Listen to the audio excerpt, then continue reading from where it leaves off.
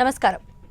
డోలో 650 సర్వరోగ నివారణలాగా చిన్న పిల్లల దగ్గర నుంచి పెద్దవాళ్ళ వరకు ప్రతి ఒక్కరు ప్రాబ్లం ఏదైనా సరే డోలో 650 అనేది వాడటం మనం చూస్తూ ఉన్నాము. రీసెంట్గా ఒక పోస్ట్లో కూడా ఒక డాక్టర్ చెప్పారు, ఇండియన్స్ డోలో 650ని ఏదో జెమ్స్, క్యాడ్బరీ జెమ్స్ లాగా తినేస్తున్నారు అని. నిజంగా డోలో 650 అనేది మనకు ఎంతవరకు ప్రయోజనకరం, ఎంతవరకు దానివల్ల మనకు సైడ్ ఎఫెక్ట్స్ ఉంటాయనే వివరాలు తెలియజేయడానికి మనతో పాటు ఉన్నారు డాక్టర్ కావ్య గారు. మరి వారితో మాట్లాడదాం. నమస్తే అండి డాక్టర్ కావ్య గారు. నమస్తే అండి. కావ్య గారు, జనరల్గా మనం ఏ ప్రాబ్లం వచ్చినా, ఈవెన్ చిన్న బాడీ పెయిన్స్ వచ్చినా కూడా డోలో 650 వేసేస్తే అయిపోతుంది అని అక్కడితో కౌంటర్ మెడిసిన్ లాగా వాడేస్తూ ఉంటారు. అది చాలా కామన్ అయిపోయింది. అంటే ఈరోజు మనం చూసాం ఆర్టికల్లో కూడా క్యాడ్బరీ జెమ్స్ లాగా తినేస్తున్నారు డోలో 650ని ఇండియన్స్ అని చెప్పి అన్నారు. సో దీనిపైన అసలు మీరు ఎలా చూస్తారు? ఈజ్ ఇట్ ట్రూ డోలో 650 అనేది మనకు నిజంగా అంత హార్మ్ఫుల్లా? సో డోలో 650 అనేది ఒక బ్రాండ్. సో దాని జెనరిక్ గురించి మాట్లాడదాం. So generic paracetamol. సో ఈ పారాసెటమాల్ అనేది మనకి multiple brands, Dolo, Calpol. Dolo మనకి ఫేమస్ అయిపోయింది అంతే. But the generic name is paracetamol. ఇది it is an over the counter drug. అంటే ఎవరైనా ఫార్మసీకి వెళ్ళి they can purchase any time they want. కానీ దీంట్లో ప్రాబ్లం ఏంటంటే రెగ్యులర్గా మనకి ఫీవర్ వచ్చినా, నొప్పికి వచ్చినా, అప్పుడప్పుడు వాడినా నో ప్రాబ్లం ఎట్ ఆల్. కానీ ఇది ఓవర్ డోస్ అయిపోవడం, చాలామంది పాయిజనింగ్ కేసెస్ కూడా వస్తారు. ఓవర్ పాయిజనింగ్ ట్యాబ్లెట్స్ వేసేసుకోవడం బికాస్ ఆఫ్ XYZ రీజన్స్, కానీ మెంటల్ ఇష్యూస్ కానీ సైకలాజికల్ ఇష్యూస్ కానీ ఉన్నప్పుడు ఓవర్ డోసింగ్ చేసుకోవడం, that is when it becomes a problem. లేదు అంటే అప్పుడప్పుడు ఫీవర్ తగ్గట్లేదని ఎక్సెసివ్ మెడికేషన్స్ సడన్గా వేసేసుకుంటారు without consulting the doctor. Then also it's a problem. అయితే కావ్య గారు, అసలు డోలో 650 అనేది అంటే మీరు చెప్తున్న పారాసెటమాల్ డ్రగ్ ఇది ఏ దానికి వాడతారంటారు? ఏ సందర్భాల్లో అసలు దీన్ని వాడాలంటారు? ఓకే, సో ఇది అర్థం చేసుకోవాలంటే ఫస్ట్ దాని మెకానిజం కొంచెం మాట్లాడతాను. సో మనకి ప్రాస్టాగ్లాండిన్స్ అనే కెమికల్స్ ఉంటాయి, దానివల్ల మనకి ఫీవర్, పెయిన్ వస్తుంది. ఇప్పుడు ఈ పారాసెటమాల్ వెళ్ళి మనకి సైక్లోఆక్సిజనేస్ అన్న ఎంజైమ్ని అది ఇన్హిబిట్ చేస్తుంది, అంటే ఆపుతుంది. దానివల్ల ప్రాస్టాగ్లాండిన్స్ తగ్గిపోయి మనకి ఫీవర్ అండ్ పెయిన్ రిలీఫ్ వస్తుంది. సో మన జనరల్గా పారాసెటమాల్ అన్నది ఫీవర్కి, పెయిన్కి వాడచ్చు. అయితే చిన్నపిల్లల్లో కూడా దీన్ని యూజ్ చేయడం అనేది మనం చూస్తున్నాము. ఇది ఎంతవరకు కరెక్ట్ అంటారు? చిన్నపిల్లలకి కూడా first option for fever and pain is paracetamol. Paracetamol అనేది మోస్ట్ సేఫెస్ట్. మనకి వేరే డ్రగ్స్ కూడా ఉంటాయి, ఎసిక్లోఫినాక్ అండ్ ఐబుప్రోఫిన్, ఇవన్నీ NSAIDs కింద వస్తాయి, ఐబుప్రోఫిన్ ఇవన్నీ. సో అవి we don't use. Most simplest drug that least side effects is paracetamol only, which is the safest to use for children and adults, especially fever and pain ఉన్నప్పుడు. అలానే దీనికి everyday dosage ఏమన్నా ఉంటుంది? ఎందుకంటే మీరు ఇందా చెప్పారు కొన్ని కేసెస్లో ఓవర్ డోస్ అవ్వడం వల్ల ఎమర్జెన్సీలో అడ్మిట్ అవుతారని చెప్తూ ఉన్నారు. అంటే డైలీ ఇంత mg మాత్రమే తీసుకోవాలి అనేటువంటి పరిమితి ఉంటుందా? ఉంటుంది. సో పిల్లల్లో వస్తే మనం వాళ్ళ బాడీ వెయిట్ ప్రకారం పీడియాట్రిషియన్ 10 to 15 mg/kg క్యాల్కులేషన్ చేస్తారన్నమాట. సో ఓన్లీ ఆ అమౌంట్ ఆఫ్ పాసిబుల్ పారాసెటమాల్ ఆ చైల్డ్కి ఇవ్వాలి బాడీ వెయిట్ ప్రకారం. సో చిల్డ్రన్లో స్పెసిఫిక్గా పీడియాట్రిషియన్కి వెళ్తే వాళ్ళు క్యాల్కులేట్ చేసి డోసేజెస్ చెప్తారు. అడల్ట్స్లోకి వస్తే జనరల్గా అడల్ట్స్లో కూడా వీ హ్యావ్ చాలా సన్నంగా ఉన్న వాళ్ళు 40 kg 50 kg వాళ్ళు ఉన్నారు, వాళ్ళకి మనం తక్కువ డోసెస్లో వెళ్తాం. సో పారాసెటమాల్ 325 అవైలబుల్ ఉంది, పారాసెటమాల్ 500 అవైలబుల్ ఉంది. సో లోవర్ వెయిట్ ఉన్న వాళ్ళకి లోవర్ డోసెస్, కొంచెం ఓవర్ 60 kgs ఉన్న వాళ్ళకి we go regular doses 650 mg దొరుకుతుంది. So that we follow. ఇప్పుడు how often we take is అనేది క్వశ్చన్. సో మనం పిల్లలకైనా అడల్ట్స్కైనా సరే జనరల్లీ అయితే every 4 to 6 hours we can repeat the dose. So you can wait till the fever comes back up. ఎందుకు ఈ 4 to 6 hours? Paracetamol life చూస్తాం. So paracetamol మన tablet వేసుకున్న తర్వాత within 10 minutes it starts acting. Now maximum peak నుంచి we reach in 1 hour. దాని తర్వాత it starts depleting from your body at 4 to 6 hours తర్వాత. సో అందుకనే దేసే usually at least minimum gap 4 to 6 hours use చేసుకుని you can always take the paracetamol. మళ్ళీ ఆ fever, మళ్ళీ ఆ పెయిన్ వస్తుందని అంటే ఇప్పుడు మనం జస్ట్ కింద పడ్డాము, ఏదో చిన్న దెబ్బ తగిలింది, సో నొప్పికి పారాసెటమాల్ ఒక టైం వేసుకుంటారు, they will be fine. Okay, so ఈ రెగ్యులర్గా మనకి ఎప్పటికైతే ఫీవర్కి, పెయిన్కి వాడుతున్నామో అప్పుడు ఇట్స్ వెరీ ఇంపార్టెంట్ ఆ టైం గ్యాప్ అనేది మెయింటైన్ చేయడం, ఇట్స్ క్రూషియల్. ఓకే. అయితే మనం మెయిన్‌గా ఈ డోలో 650 కౌంటర్‌లో మనకి దొరికేస్తుంది కాబట్టి, ఈ పారాసెటమాల్ అనే డ్రగ్‌ని యూజ్ చేస్తూ ఉన్నాం కదా! అంటే ఇది ఎక్కువగా కనుక తీసుకున్నట్లయితే, ఇప్పుడు వన్స్ పెయిన్ తగ్గింది అంటే దాన్ని రిపీట్ చేస్తూ ఉంటారు. ఏ మాత్రం చిన్న పెయిన్స్ ఉన్నా కూడా లేదా ఫీవరిష్‌గా అనిపించినా వేసేసుకుంటూ ఉంటారు కదా! అంటే ఈ ఫ్రీక్వెన్సీ అనేది పెరిగే కొద్దీ ఆ మనిషికి ఆ డోలో 650 అనేది అలవాటు కూడా అయిపోతూ ఉంటున్న పరిస్థితి ఉంటది కదా! సో, దానివల్ల ఏమైనా సైడ్ ఎఫెక్ట్స్ కానీ, లేదా తర్వాత ఆ డోసేజ్ సరిపోక ఇంకా ఎక్కువ డోస్ ఉపయోగించడం కానీ ఇలాంటివి ఏమన్నా ఉంటాయా అండి? ఓకే. పారాసెటమాల్ వల్ల అన్‌లైక్లీ. ఓకే. సో, మనం పారాసెటమాల్ ఓవర్‌డోస్ ఒకే టైమ్ స్పాన్‌లో ఓవర్‌డోస్ చేసుకుంటేనే దాంతో పాటు ప్రాబ్లమ్స్ వస్తాయి. కానీ వెరీ కొన్ని కేసెస్ ఉంటాయి. లైక్ ఆల్రెడీ కిడ్నీ ఇష్యూస్ ఉన్నోళ్ళకి, ఆల్రెడీ లివర్ ఫెయిల్యూర్ ఉన్నోళ్ళకి, వీళ్ళకి పారాసెటమాల్ మనం ఎక్కువ ప్రొలాంగ్డ్ యూసెస్ కూడా చేయము. ఓకే. సో, దాంట్లో డాక్టర్ బట్టి ఎంత డోస్ తీసుకోవాలో, దేనికి తీసుకోవాలో, ఏంటి రూట్ కాజ్ ఏంటి, సరే ఫీవర్ వచ్చింది, మనం 3 రోజులు over the counter tablets Dolo వేసేసుకున్నాం, ఓకే. కానీ మీకు 6th day, 7th day, 8th day అలా కంటిన్యూస్గా డోలో వాడుతున్నారు, ఎవ్రీ 4-6 అవర్స్కి తీసుకుంటున్నారు అని అంటే దట్స్ నాట్ హెల్దీ. డాక్టర్ దగ్గరికి వెళ్ళి ప్రాబ్లం ఏంటి, ఎందుకు ఫీవర్ తగ్గలేదు 3 రోజుల నుంచి, ఈ పెయిన్ ఇంత లైఫ్ లాంగ్ ఉంటుందని ఇన్ని రోజుల నుంచి పెయిన్ కిల్లర్స్ వేసుకుంటున్నాను, కాజ్ ఏంటి, ఎందుకు పెయిన్ వచ్చింది, ఎందుకు ఫీవర్ వచ్చింది, ఆ కాజ్ని ట్రీట్ చేసుకోవడం more important. So yes, over the counter medication if you can use it 2-3 days no problem at a interval. కానీ మనం రెగ్యులర్గా మెనీ డేస్ వాడుతున్నాం అంటే ఎందుకు వాడుతున్నాం, దేనికి వాడుతున్నాం అన్నది కూడా గుర్తించాల్సిన అవసరం పడుతుంది.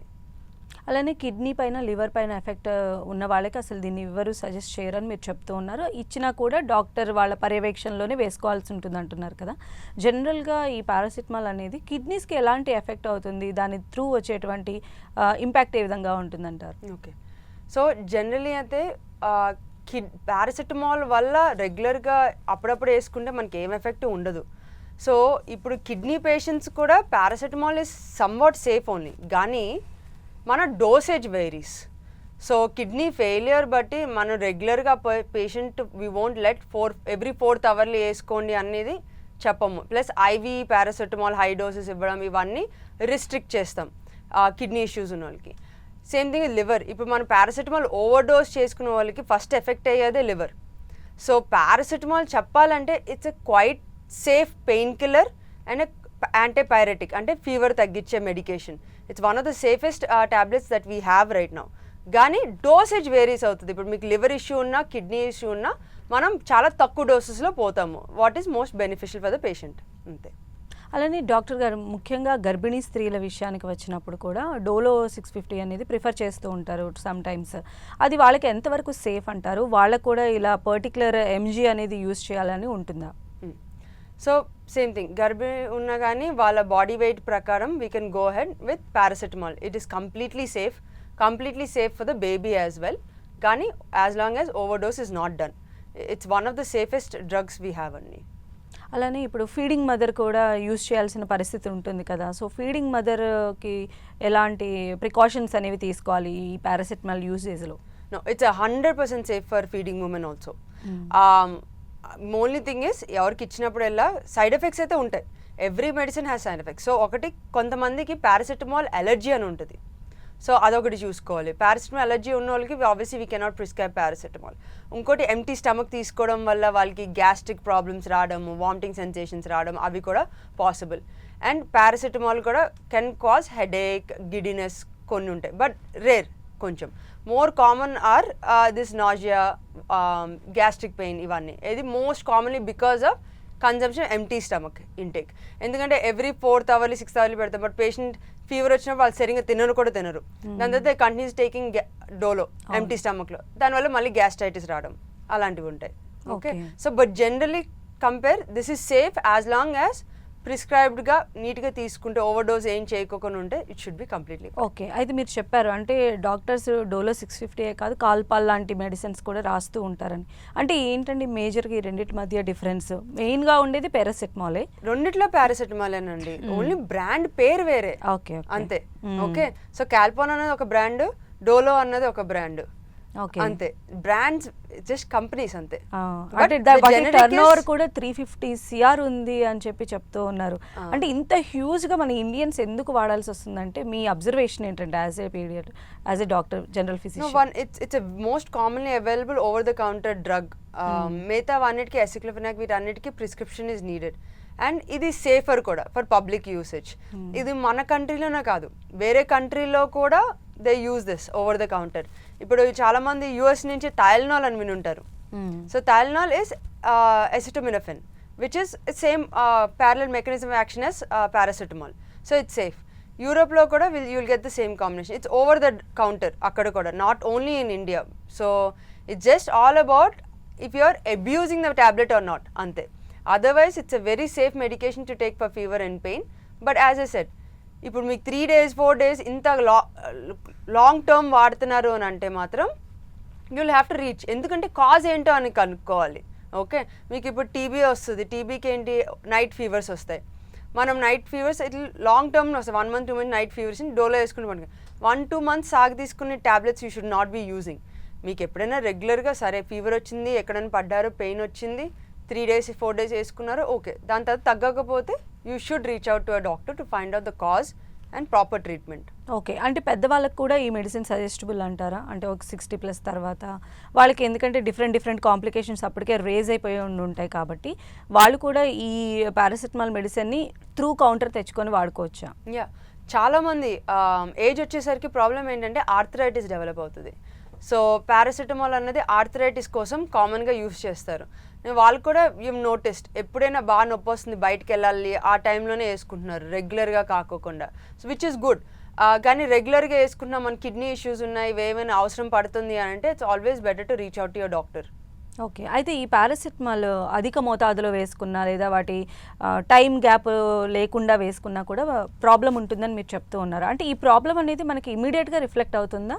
మన బాడీ సిమ్టమ్స్ త్రూ ఏమన్నా మనకి చెప్తూ ఉంటుందా, నువ్వు తీసుకున్నది కరెక్ట్ డోసేజ్ కాదు అని, ఇలాంటివి ఏమన్నా symptoms?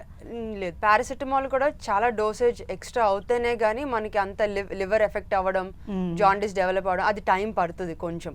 Okay, majority of the cases మాకు వచ్చినవి కూడా చాలా ఒక 1 full strip మింగేయడం అవన్నీ అలాగ డిలీరియంతో కొంచెం వస్తారు.